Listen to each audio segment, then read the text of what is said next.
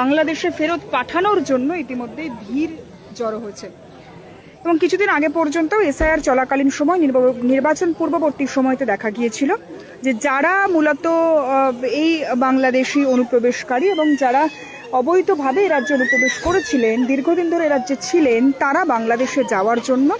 তাদেরকে বাংলাদেশে পাঠানোর যে প্রচেষ্টা, সেই প্রচেষ্টা শুরু, এবং সে কারণেও এখানে একাধিক বাংলাদেশি তারা এসে জড়ো হয়েছিলেন। কিন্তু এই সময়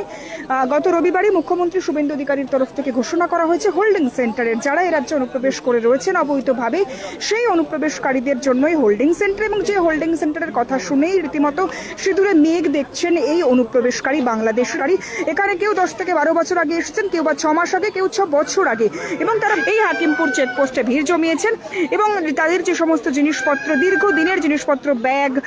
জিনিসপত্র নিয়ে তারা এই মুহূর্তে হাকিমপুর চেকপোস্টে কেউ গতকাল রাত থেকে, কেউ আজ সকাল থেকে ভিড় জমিয়েছেন। এবং যে ছবিটা এই মুহূর্তে দেখা যাচ্ছে যে বিএসএফ এর তরফ থেকে যেমন চেক করা হচ্ছে তাদের যে সমস্ত নথি, বাংলাদেশে তাদের যেখানে বাড়ি সেই জায়গার প্রামাণ্য নথি, এবং তার পাশাপাশি এ রাজ্যে